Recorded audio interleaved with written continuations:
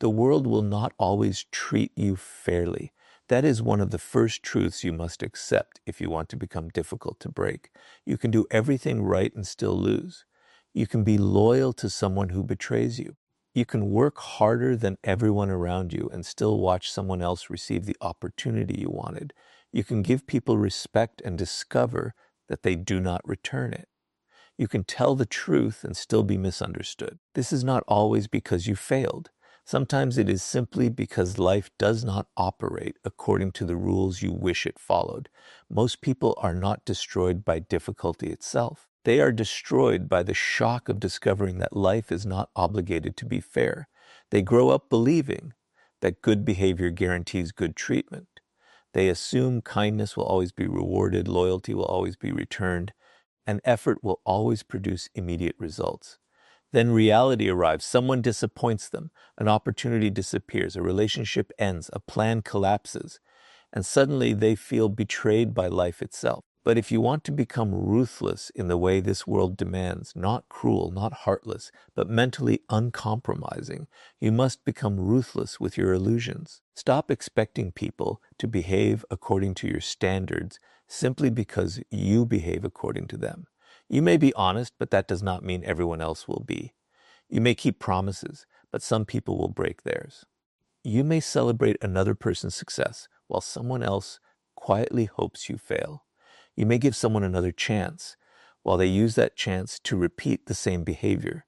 Your job is not to become bitter because of this. Your job is to see it clearly. Clarity is power. When you stop expecting fairness from every person, disappointment loses some of its ability to destroy you. You begin observing behavior instead of making excuses for it.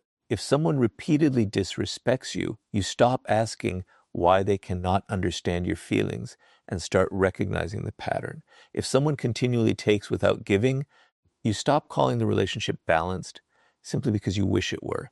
If an opportunity disappears, you stop spending months asking why you deserved it and begin asking what your next move should be. This does not mean you become suspicious of everyone. That is not strength.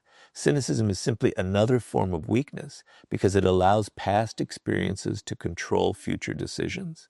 Becoming ruthless means remaining open to good people while refusing to be blind to bad patterns. You can trust without being naive. You can be kind without being easily manipulated. You can forgive without giving someone unlimited access to you. Consider rejection. Most people experience rejection as a verdict on their identity. Someone says no, and immediately the mind begins creating a story. I am not attractive enough.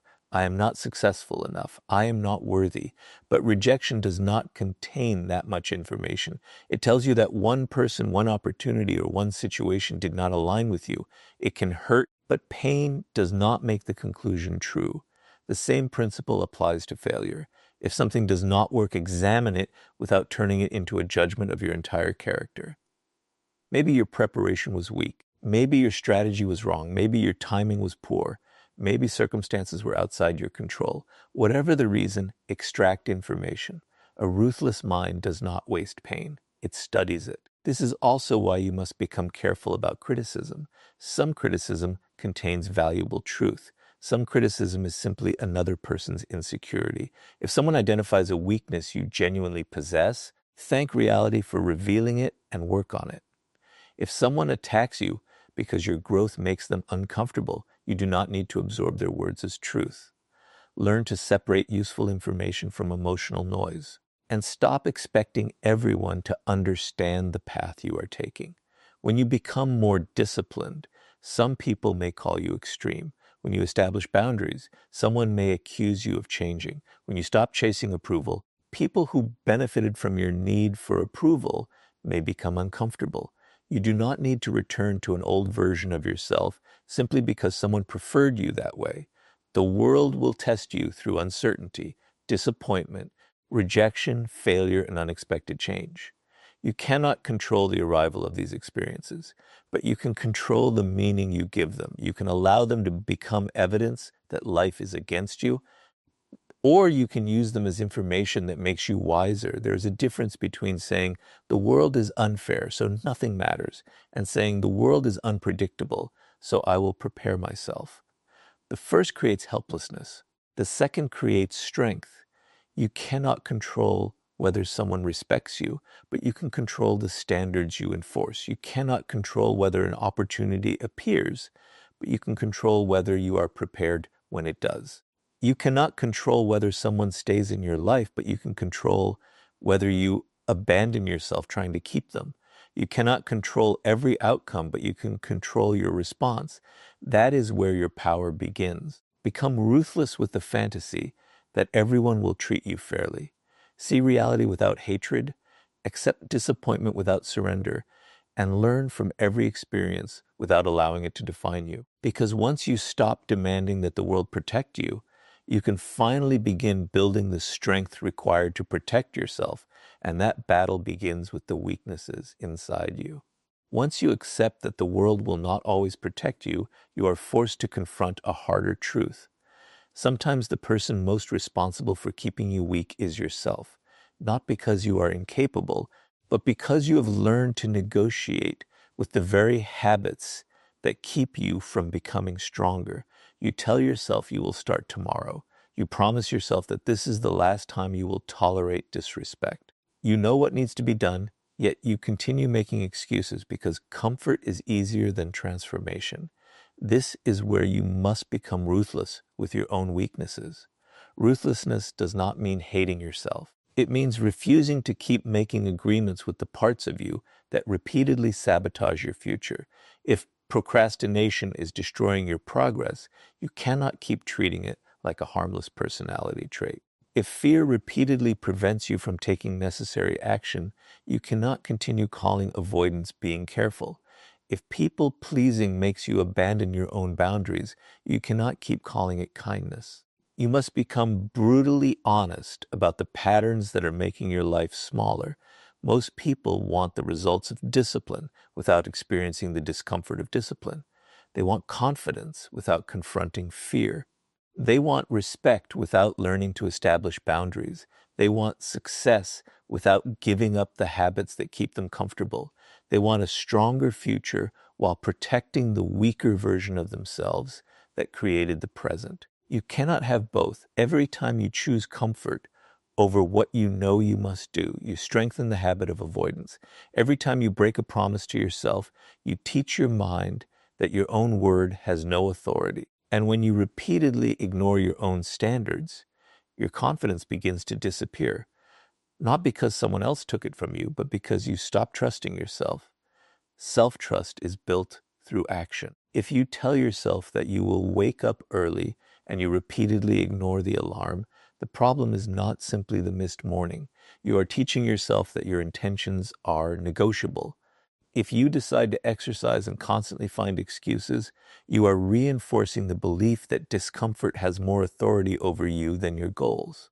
If you promise yourself that you will stop chasing people who disrespect you and then return every time they give you the smallest amount of attention, you are teaching yourself that loneliness is more frightening than humiliation. At some point, you have to stop negotiating. You do not need to become perfect. You need to become consistent. You will fail. You will have weak days. You will lose motivation. There will be moments when you fall back into old patterns. Ruthlessness means refusing to turn one failure into an identity. You correct yourself and continue. You do not spend weeks criticizing yourself for making one mistake. You learn from it, adjust, and move forward. Fear is another weakness that must be confronted carefully. Fear is useful when it warns you of genuine danger, but it becomes destructive when it starts making every uncomfortable situation look dangerous. Fear tells you not to speak because you might be judged. It tells you not to begin because you might fail. It tells you not to leave because you might be alone.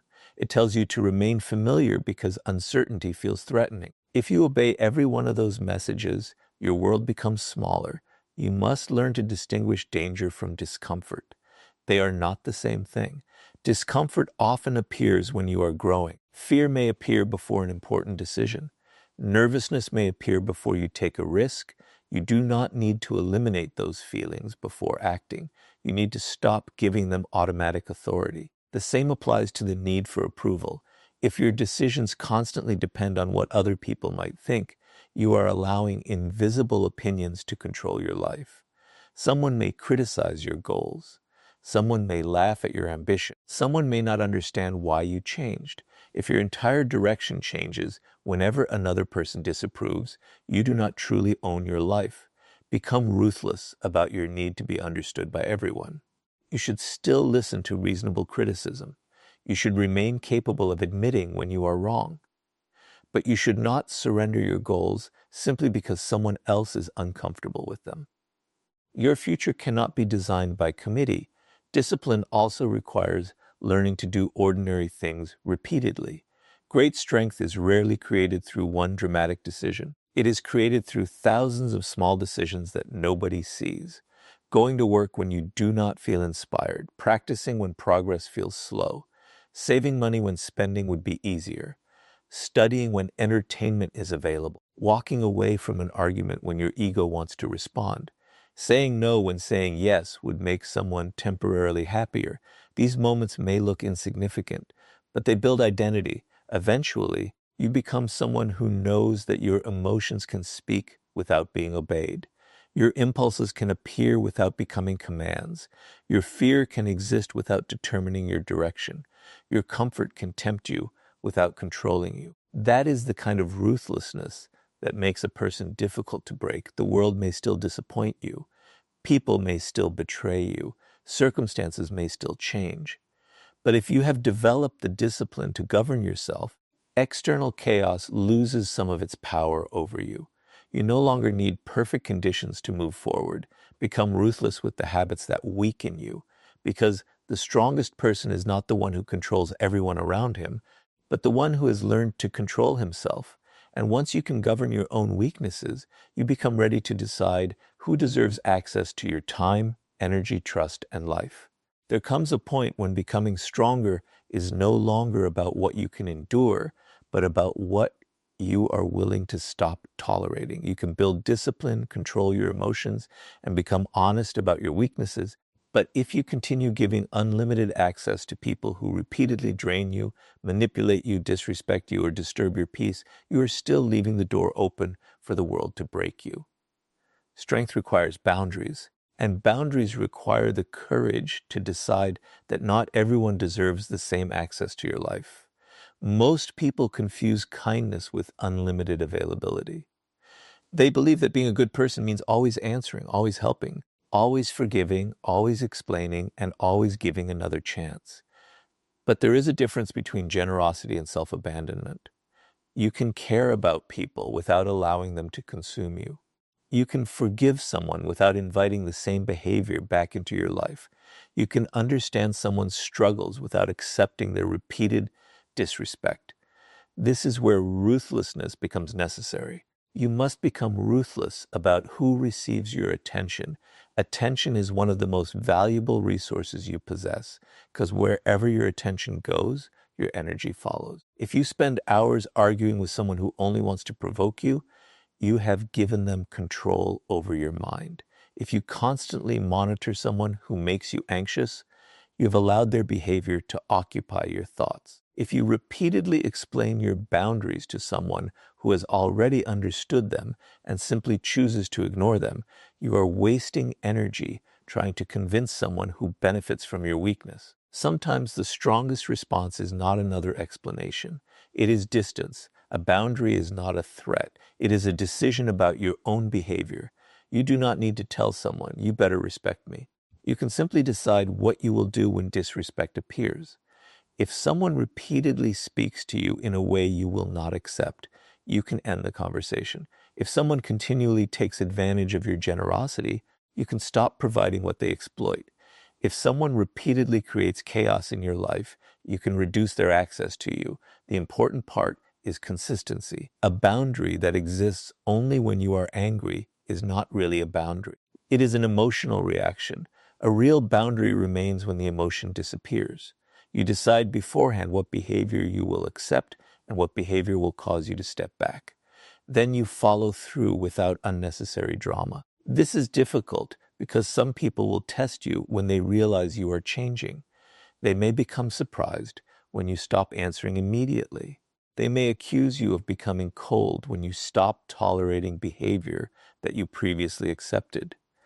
They may remind you of everything they have done for you.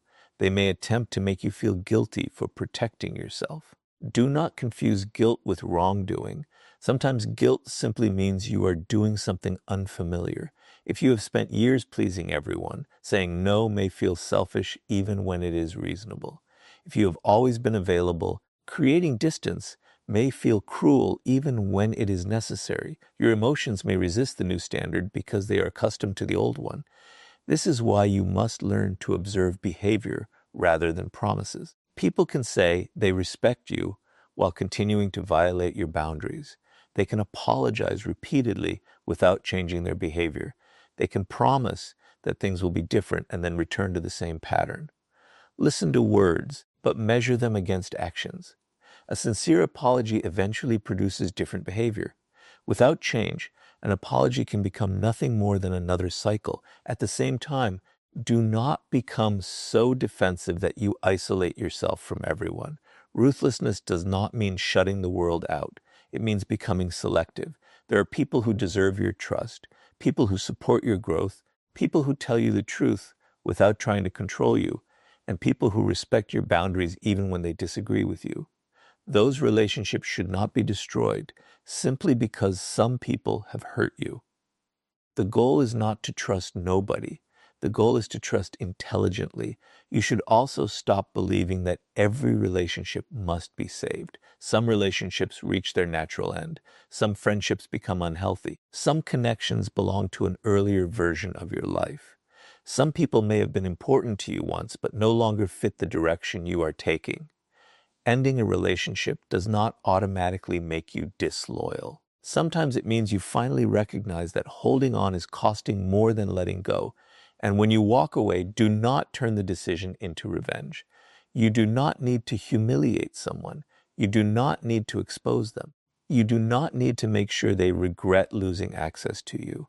The strongest boundary is often quiet. You simply remove yourself from the situation and continue building your life. Revenge keeps you emotionally connected to the person you claim to have left behind. Peace requires something different. Indifference to their reaction. Your time belongs to you. Your attention belongs to you. Your energy belongs to you. Your trust should be earned. Your presence should not be treated as an unlimited resource.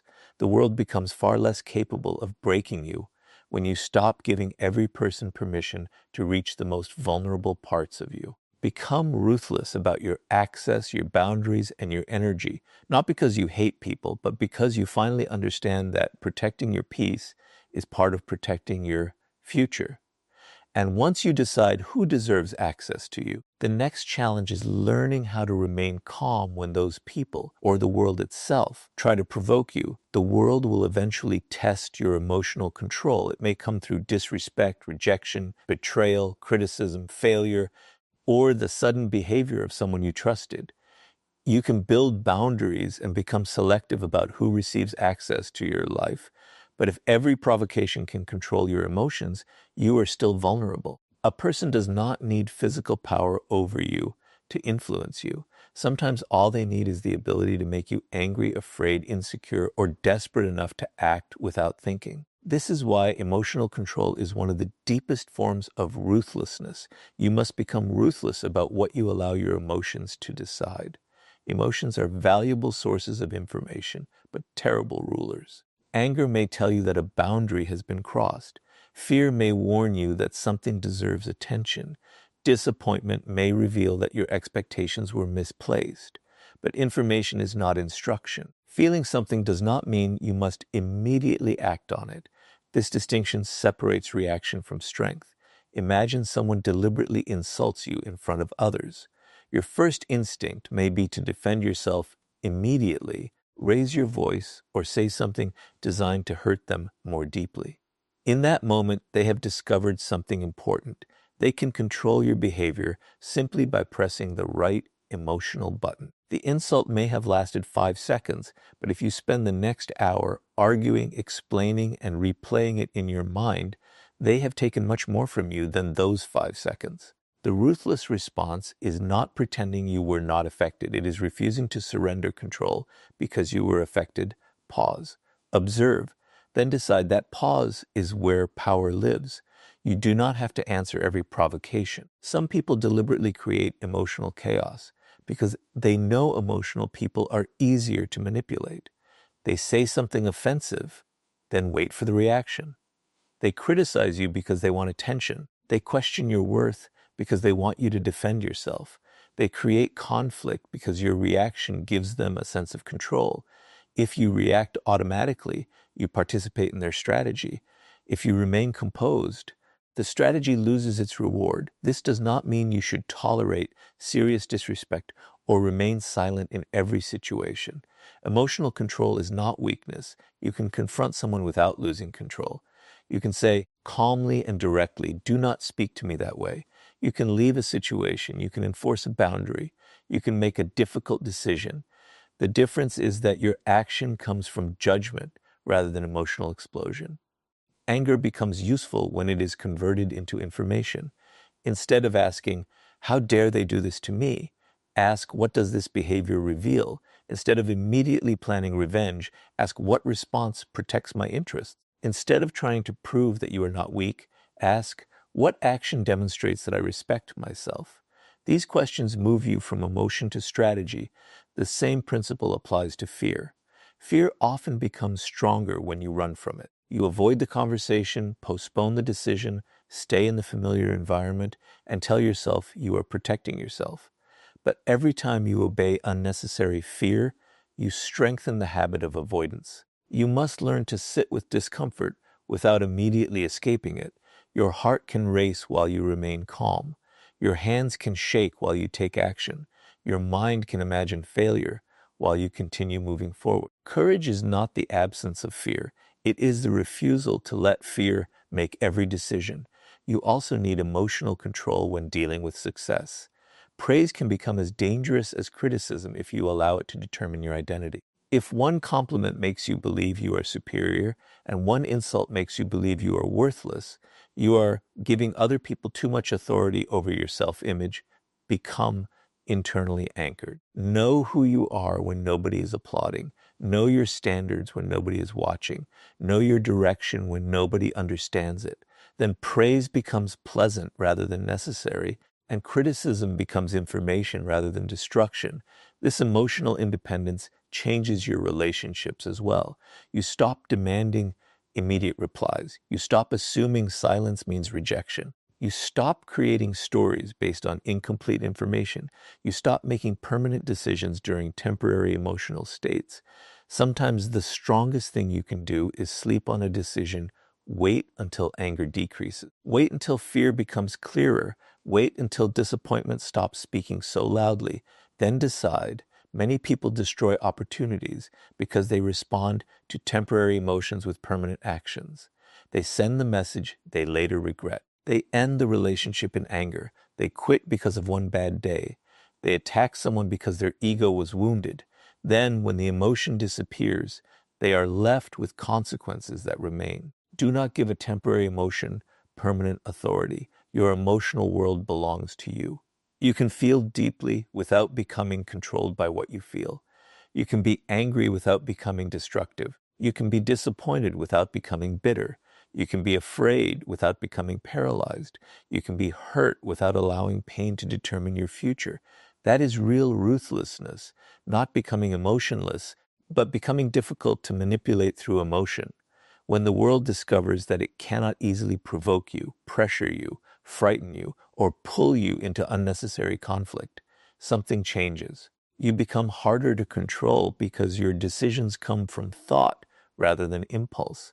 And when you learn to control your reactions, the next step is to learn how to transform the pain life gives you into strength instead of allowing it to become your identity. Pain is inevitable. At some point, the world will take something from you that you thought you could keep. Someone will disappoint you.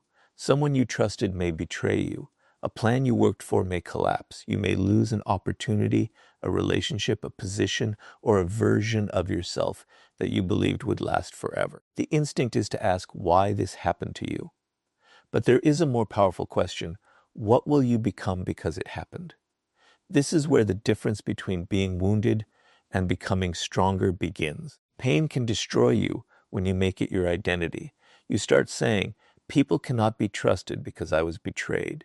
I will never love again because someone hurt me. I cannot succeed because I failed. I cannot take risks because the last risk destroyed me. Slowly, one painful experience becomes a rule for your entire future. You are no longer responding to what happened. You are allowing what happened to define what is possible. Do not give the past that authority. Be ruthless with the meaning you assign to your pain. You cannot always choose what happens to you, but you can choose what you extract from it. If someone betrays you, learn to recognize the signs you ignored. If you fail, examine the weaknesses in your preparation. If someone disrespects you, discover where you failed to establish a boundary. If an opportunity disappears, ask what capability you need to develop before the next one appears. Pain becomes useful when you study it. This does not mean pretending that suffering does not hurt. Strength is not denial. If something breaks your heart, allow yourself to feel it. If you lose someone important, grieve. If you fail at something that mattered deeply, acknowledge the disappointment. You do not become stronger by pretending to be unaffected. You become stronger by refusing to remain permanently controlled by what affected you. There is a difference between experiencing pain and surrendering your identity to pain. Some people spend years telling the same story about what someone did to them. Every conversation returns to the betrayal, the rejection, the humiliation, the unfairness. They believe they are processing the experience, but sometimes they are simply keeping the wound open. The event happened once. They repeat it internally thousands of times. At some point, you must decide that the lesson is more valuable than the resentment.